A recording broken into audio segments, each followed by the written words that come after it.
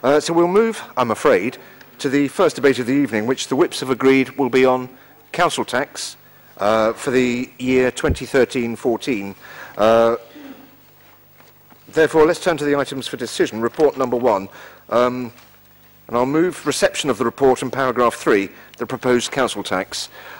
There is an amendment to this paragraph that's been circulated. Could I ask that Councillors Carpenter and Daly now move and second that amendment, please? Formally moved.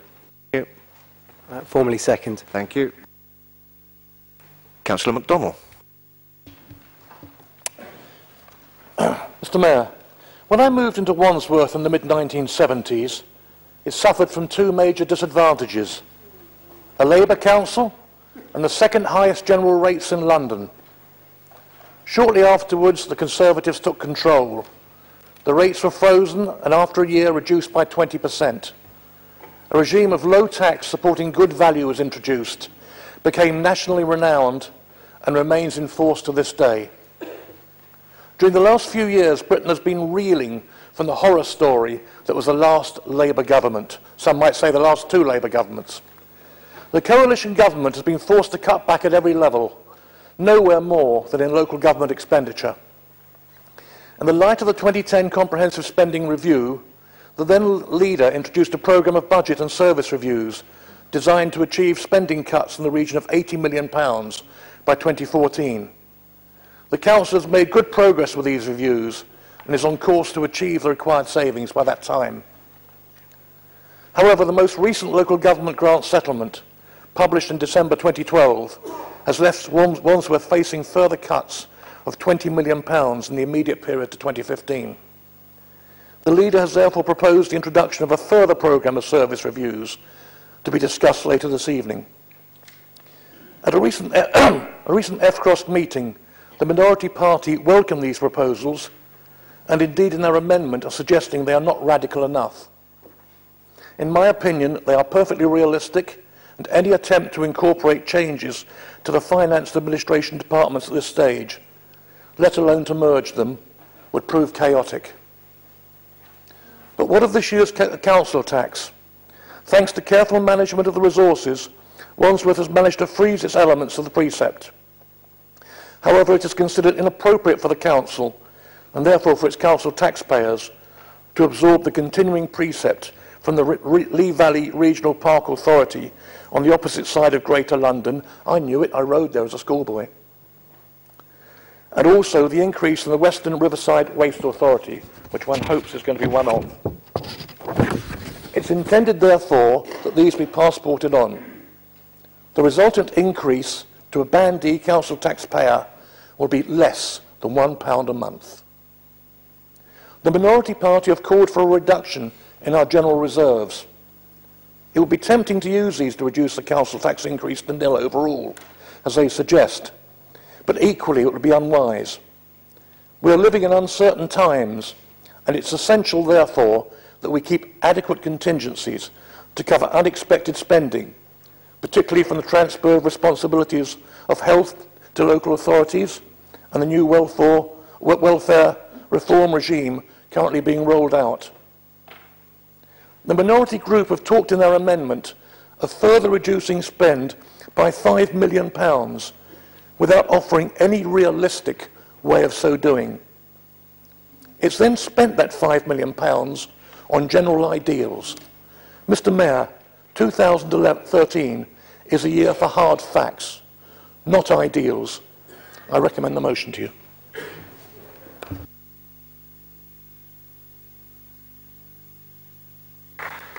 Councillor Carpenter.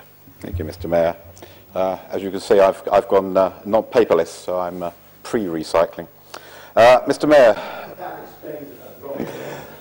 Wandsworth, like the rest of the country, faces economic challenges.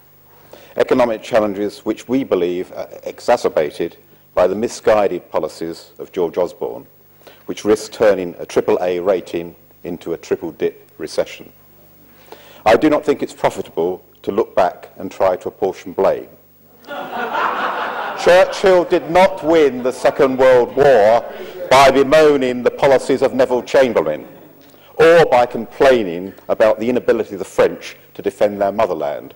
No, he did it by uniting and mobilising Britain as one nation, by looking forward, not back. That is our task today. To look at Wandsworth Council's considerable resources and decide how they can best be deployed to benefit the interests of all our residents. We live in straitened times. The economy is flatlining. Wandsworth residents' standard of living is falling, not rising. In these circumstances, it is incumbent on us not to pile additional burdens on them.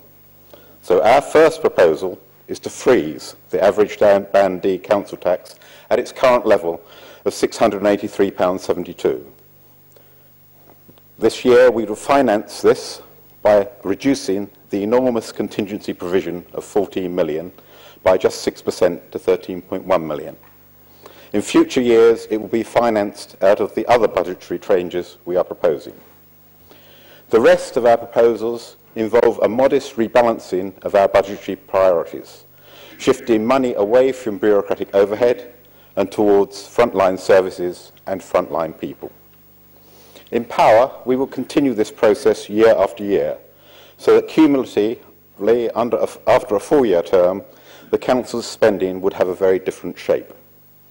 I should emphasise that our proposals are not about cutting, but about reallocating our resources.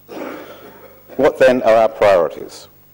First, we will progressively implement the London living wage of £8.55 an hour, firstly on our own staff, and then for our contracted staff as contracts come up for renewal. We do this not just because it is right that people should be paid a living wage, but because it makes economic sense. One of the best ways of reducing in-work benefits is to increase in-work wages. Next, we would allocate additional resources to education and youth services to help reduce the number of NEETs, those 18 to 24-year-olds not in employment, education or training, which threatens to blight a generation of our young people. Then we would allocate additional resources to adult care to improve the supporting people services. As the population ages and people live longer, it makes economic sense to support people in their own homes at much lower costs than sheltered housing or hospital care. We would apply additional resources to the voluntary sector, not as a subsidy, but to build capacity. The tighter the economic constraints we operate under, the more we need to leverage a vibrant voluntary sector. Finally, we will provide additional resources to community safety. At a time when the Mayor of London is cutting police budgets and numbers, we need to deploy additional resources to ensure that our town centres and neighbourhoods remain safe. Mr. Mayor, how will we pay for this revolutionary programme? By merging the finance and administration departments, reducing the layers of senior management and performance-related pay, and by making additional productivity improvements in controlled budgets. I don't believe in making unrealistic promises, so I've discussed these proposals with officers to confirm that they are feasible. And I'll let you have copies of the emails if you wish. Mr. Mayor, we have put forward a reasoned amendment to the budget, which benefits all council taxpayers by freezing council tax. It benefits the lowest paid staff by introducing the London living wage. It benefits our youth by producing additional resources for education and training. Councillor Carpenter, are you prepared to take an intervention? Yes, I'll certainly take an intervention. Just a fairly quick one. In terms of reallocating resources, could Councillor Carpenter then confirm which areas of spending he would cut? We are, as the amendment says, seeking a 1% cut in controlled budgets, actually a 1% productivity increase in controlled budgets. So that's across the board. So it comes from the top and comes back down to the bottom, basically. As I say, it's a recycling of funds. So to go back to my peroration.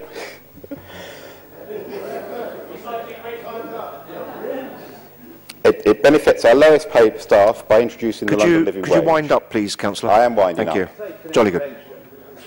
If I had the intervention, I get an extra 30 seconds. It benefits our youth by providing additional resources for education and training. It benefits the elderly by improving their social care. It benefits volunteers by helping them to do their job better. It benefits everyone by making our streets safer. And it benefits every member in this chamber because we can say that we have done our job well. Thank you.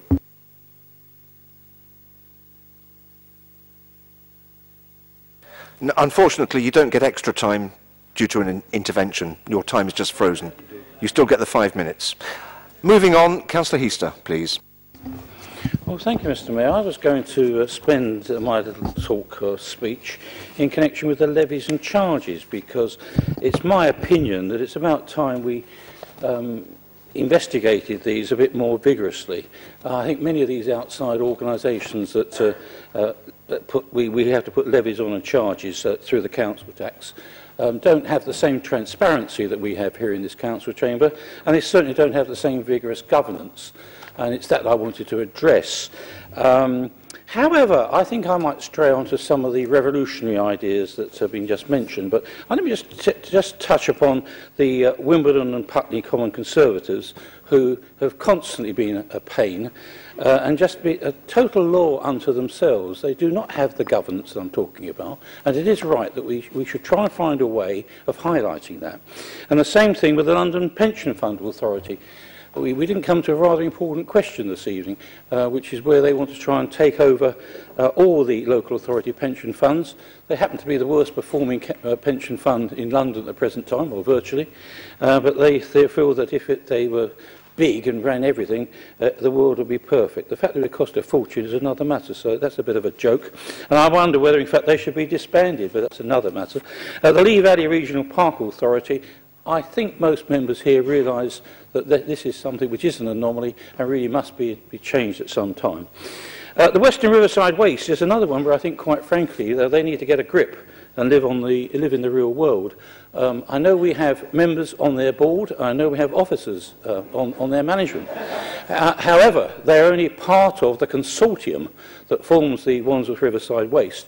And I think sometimes that board is a little bit dysfunctional, and I believe that it's about time that had a thorough overview. So I think there's room for manoeuvre on the levies and charges that we have, and I would like to see more scrutiny take place. However, let's get on to the revolution that Councillor Carpenter was talking about. Now, I was here when the revolutions last started, when the Labour Party had control of this authority, and it was great fun. The council tax soared through the roof and became one of the highest in London, higher than Lambeth, etc. They kept borrowing every single year, and it meant they've got to pay more and more charges in debt. In fact, they went and spent so much money on buying housing to try and reduce the council waiting list at that time, that actually they ran out of money to actually do the houses up. So they all got boarded up. I think every single ward in the borough had boarded up houses when the election took place. So that was a good move, wasn't it? And of course, unemployment was rife. It was an absolute shambles. I can't imagine any Wandsworth taxpayer wanting to go through that scenario again. But those examples that took place then, borrowing and not realising that eventually you have to pay it, and the actual huge charge of interest, is exactly what happens with government. And this is why we're in the predicament we have at the present time. It is your government, they've never apologised, you've never apologised, that got us into the huge mess. That little note that was left by the then Chief Secretary of the Treasury that said, we ain't got no money. I mean, it's true, isn't it? There wasn't any money.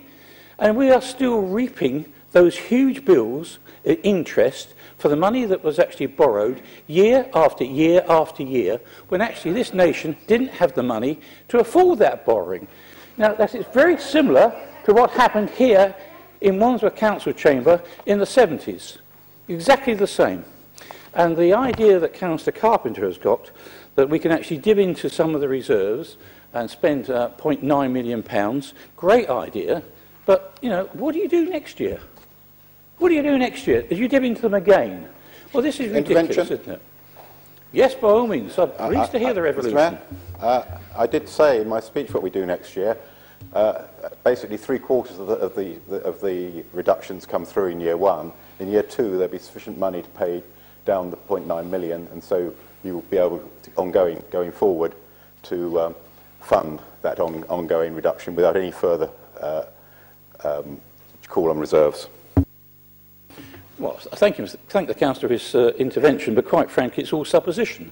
The idea is to take money out of the reserves to pay for a lot of revenue funding, which will be ongoing. The revenue will continue year after year, unless you want to cut them. It's only intended to do it for 1 year, fair enough.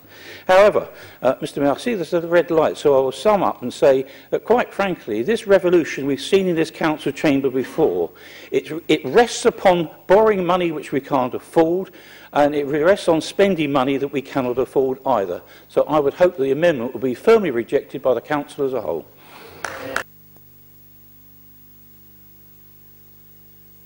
Councillor Ben Johnson. Thank you, Mr Mayor. I'm going to read a couple of quotes first. This first one, councils have a moral duty to sign up to the council tax freeze and keep down the cost of living for hard-working households up and down the country. A hike in council tax is a kick in the teeth to hard-working and decent taxpayers. That's a spokesman, not Eric Pickles, but his spokesman in the Daily Telegraph. I'm not sure why he didn't put his name to it. Second one, this is actually another unnamed spokesperson. This is a spokesman for the Conservative Party, saying if they are going to increase council tax, councils that is, they should have the guts to put it to the electorate. We don't want a whole load of democracy dodgers who hike it to 1.99% to avoid a referendum. Again, that's an anonymous Conservative spokesman. Obviously, Eric Pickles and David Cameron don't really have the courage of their convictions, and it seems from this budget like neither does Councillor Govindia. With times so tough for families, this is a time for conviction and for courage, and something that with this amendment, this opposition party is showing, and the party opposite is not. Our amendment recognises the harsh realities facing Wandsworth residents, and let's be clear, they don't really care for excuses about precepting authorities any more than they're interested in the excuses that we've heard from just about every majority party member who's got up to speak tonight for George Osborne and David Cameron's economic failure. Now, Councillor Carpenter has already, with his usual eloquence, set out how we can protect the pockets of hard-pressed Wandsworth residents with just a small transfer of funds from what is a very cautious contingency budget. And he's also set out some of the efficiencies that we've identified, measures to cut back more bureaucracy while delivering better services for Wandsworth residents. Now, time and again, over the months that I've been in this chamber, and no doubt years before that, we've heard the leanest council in Britain, and maybe it is, maybe it isn't. Either way, as this amendment shows, there's room to make it leaner, and indeed to direct greater funding to frontline services while protecting them. I'll take the intervention. I welcome Councillor Johnson's conversion into low council tax and efficient services. Does that mean that he now agrees that the £238.65 council tax increase that would result if the Labour Party's policies had been implemented should now be reversed, and that you now support the changes that we've made in order to prevent the £238 increase?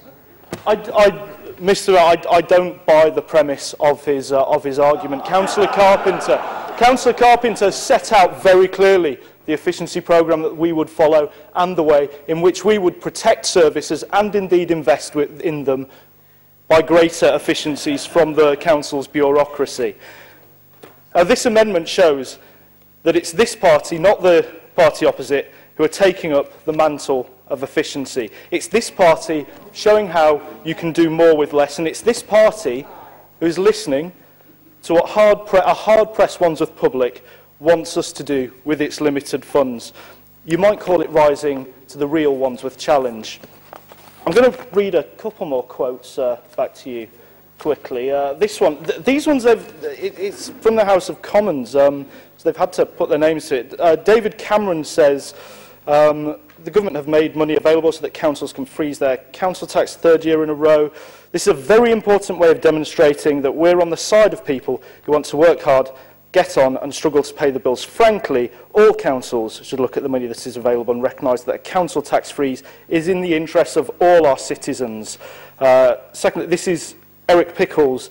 I've published a document called 50 Ways to Save, blah, blah, blah. Our fair funding deal and council tax freeze will give all councils time to put these ideas into practice. So put on the spot there, they're standing up for the amendments like the ones that we're putting forward tonight. But their words don't... Go on, I'll take one more intervention. Thank you. Can I deduce from your comments then that the Wandsworth Labour group disagree with the London GLA Labour group, who felt that the reduction in council tax that Boris was proposing was a waste of time and that Londoners didn't need the extra money in their pockets? I thought this is the sixpence a week. I'll be honest. I'm not here particularly to talk about the mayoral precept. Anyway, I must finish because I see one of the lights is on. Their words, David Cameron's and Pickles' words don't mean much when they're overseeing a decline in living standards, presiding over an economic failure which is seeing 1 million young people remain out of work, yet still finding their way clear to giving the nation's millionaires a tax cut. So thank goodness there's a party willing to show creativity and leadership on this. Now, we've heard so many times tonight a complete unwillingness from the party opposite to contemplate the sensible, popular, creative proposals that we've put forward to strip back bureaucracy, deliver a council tax freeze and improve frontline services. Mr Mayor, isn't it time, I'm winding up, that they showed a little backbone, a little touch of imagination and yes, a little radicalism and got behind a council tax freeze and a better budget?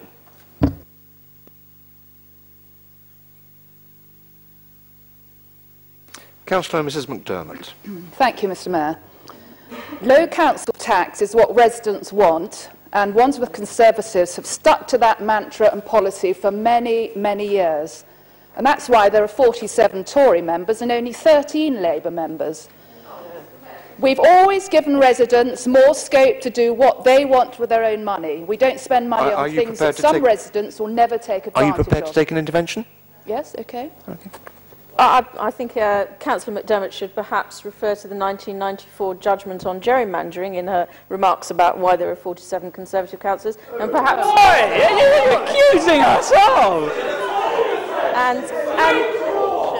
And perhaps she might also wish to say something about damping grant as well.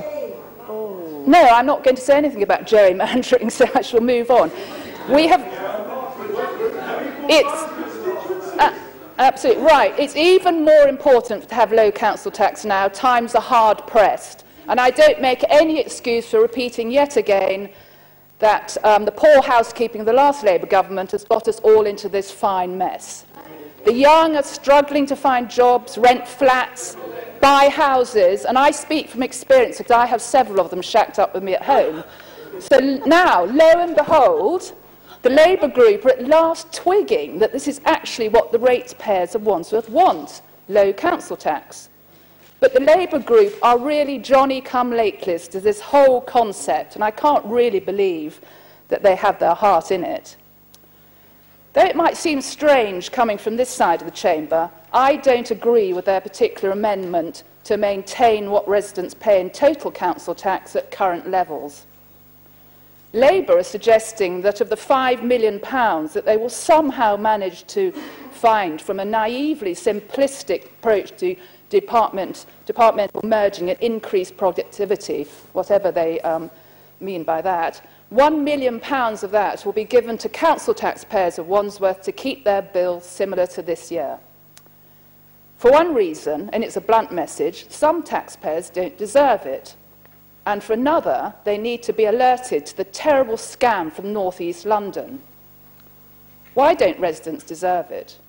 The Western Riverside Waste Authority, the statutory body that recycles our newspapers and plastics and ships our waste on barges down to Belvedere, has increased its levy from 1.3 million to 2.5 million.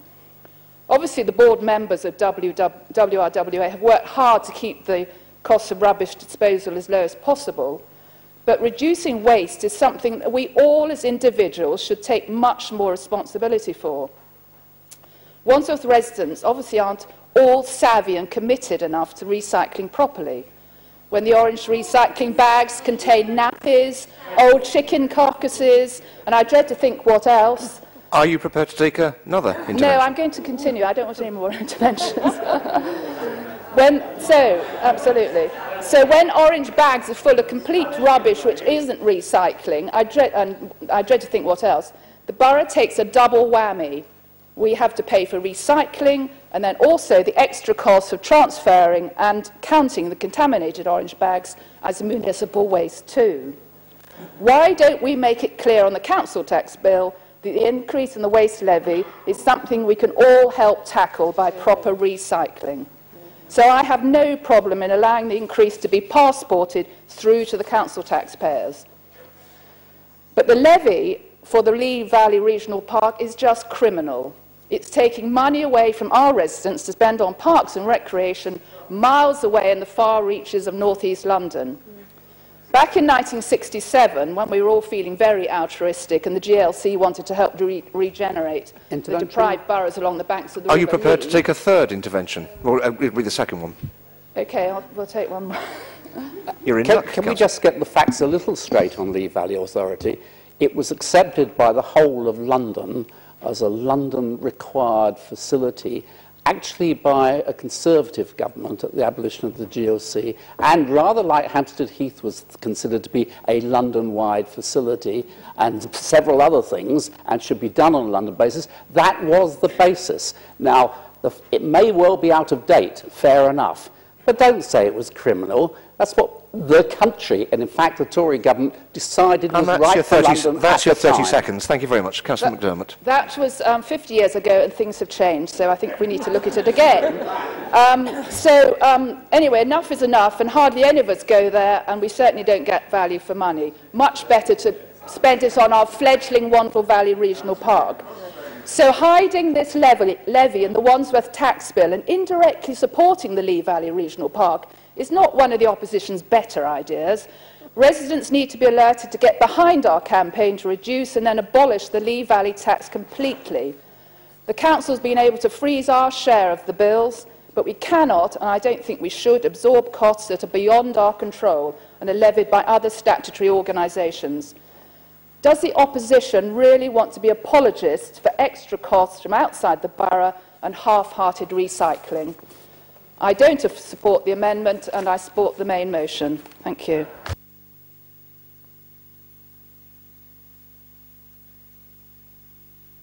Councillor Daly. Thank you, Mr Mayor. You've heard from my colleagues about how a Labour-led Wandsworth Council would freeze the council tax this year.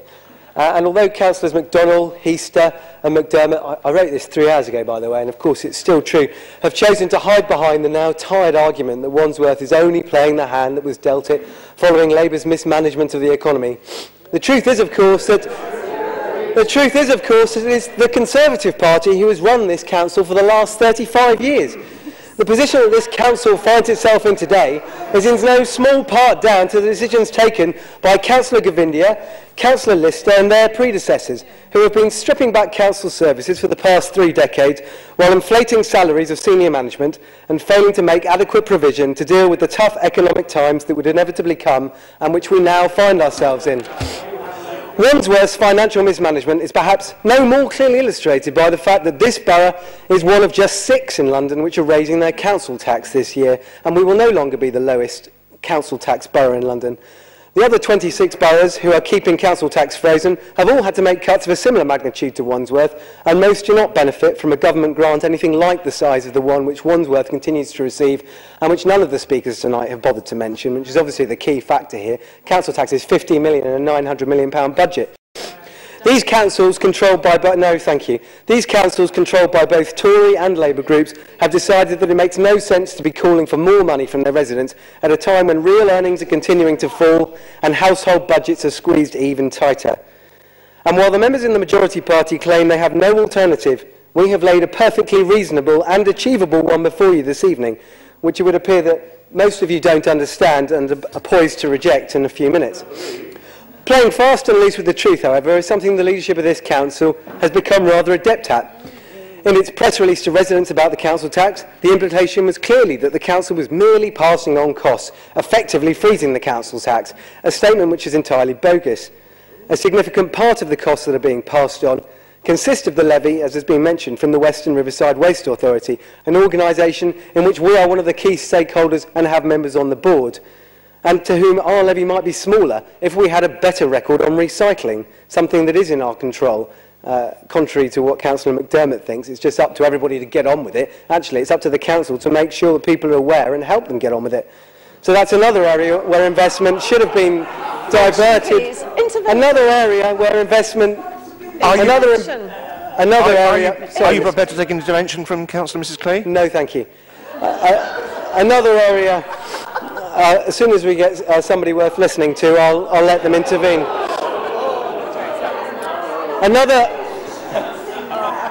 Another area where investment should have been diverted but wasn't when the sun was shining.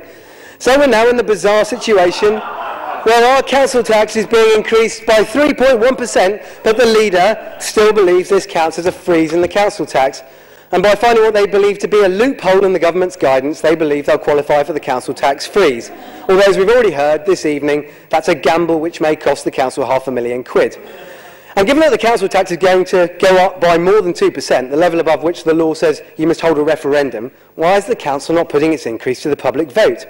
Once again, it's dodging its statutory obligation on the grounds of another loophole, in this case, democracy dodging, a phrase that's coined by your very own Secretary of State, Eric Pickles. Indeed, Mr Pickles has himself deplored the kind of tactics being deployed by this council. Let me read you an extract from a recent article in the Daily Telegraph. I don't have a problem with councils that want to put up council tax if they have a good reason to fund local opportunities, but I do have an issue if they don't ask permission first. They have to man up, be straight with people, take them into their confidence. If the public believes you've got a sensible case, they might well listen. The council should stop treating residents with contempt. That's why we're making sure local people have their say. Councillor Daly, can you just be quiet for 1 moment, please? Sorry? Thank you. Are you prepared to take an intervention from Mrs Cooper? Councillor Mrs Cooper. No.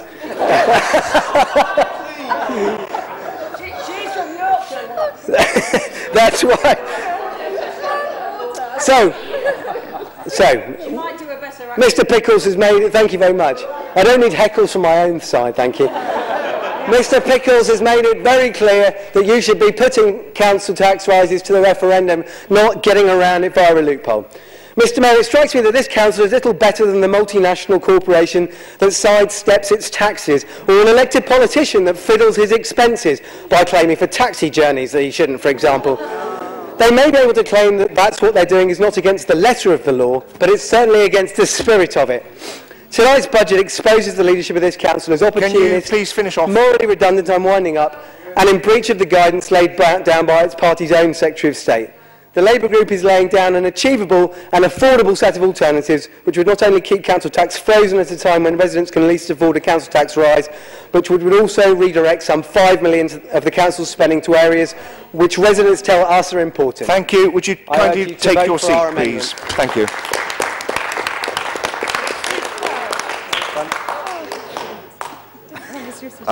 Councillor Senior, please, but could you please do it in a southern accent? Well, Mr Mayor, unlike Mr Pickles, I fortunately have the good fortune to be born on the right side of the Pennines and come from Lancashire.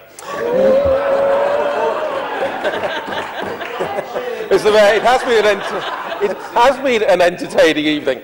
Perhaps just take us back to a few basics, because you imagine a world, Mr Mayor, where the government balances its budget year on year and doesn't burden successive generations with ever bigger debts. Imagine a world where the government has paid off most of its debt.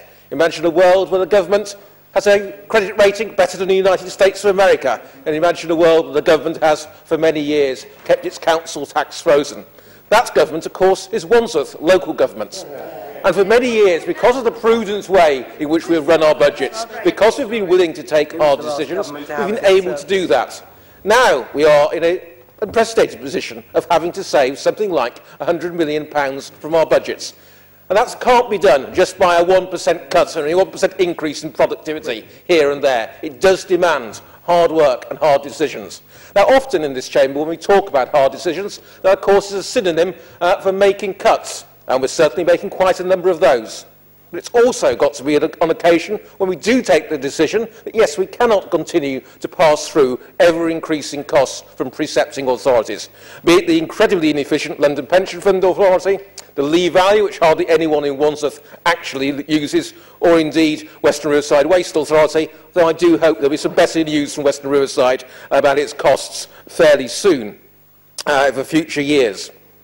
And at the same time, we have the, well, frankly, the utterly unbelievable decision of the Wandsworth Labour Party to present themselves as a low-tax party, when they've spent year after year after year voting against every single economy that we've ever proposed. And yet, at the last moment, they suddenly come up with what, well, Councillor Moyt almost took my key line, what I describe as a Brownite policy of smoke and mirrors, of figures here, there and everywhere. Not quite clear what exactly is going on, except it is a short-term policy designed to achieve some sort of short-term benefit at the polls.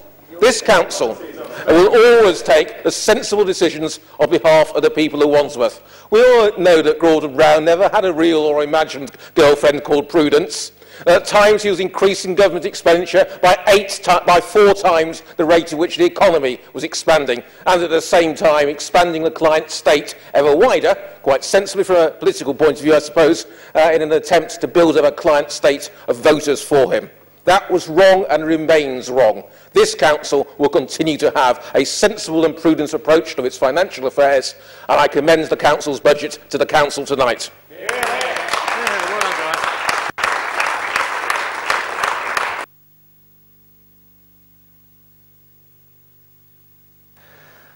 The matter now before the Council, then, is the amendment proposed by Councillor Carpenter and seconded by Councillor Daly concerning the council tax for 2013-14, as tabled at this meeting, be approved.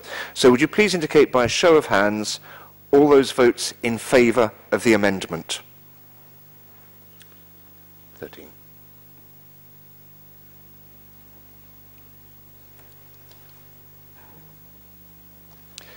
And all those against the amendment?